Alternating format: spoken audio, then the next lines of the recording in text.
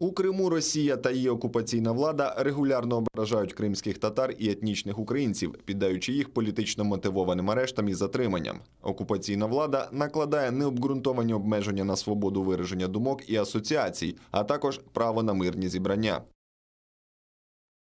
Политолог Олег Сакян с нами сейчас на прямой связи. Витаю вас.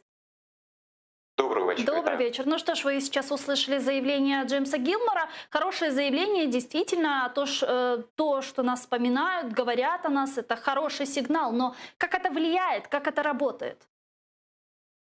Ну, насправді прямого впливу це немає. Тобто я б зараз, звісно, слухав би, якщо сказав би, що це от сама в собі річ. Інша справа, що це фактично формує контекст. З одного боку, перш за все, не даючи змоги забути про Крим і забути про російсько-українську війну.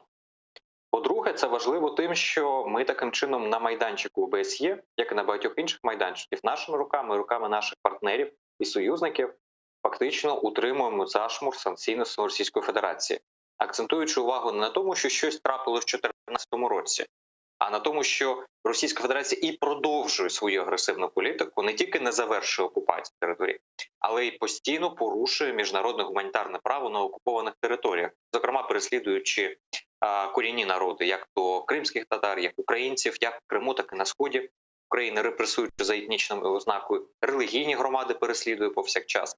І фактично на міжнародній арені на сьогоднішній день ситуація така, що для нас це позиційна війна, в якій ми тримаємо більшу частину стратегічних майданчиків, стратегічних висот, якщо говорити військовою мовою.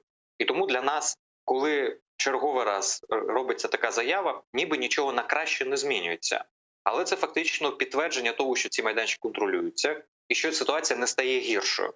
От якби такі заяви не робилися, або якщо б Російській Федерації вдавалося б досягнути, щоб на міжнародній арені робилися проросійські заяви, от в такому випадку ми б відчували, звісно, для себе негатив. А сьогодні просто-напросто цей зашморг, він утримується, і тому самих позитивів від цього нема, але контекстно це, безумовно, формує правильне сприйняття в світі ситуації.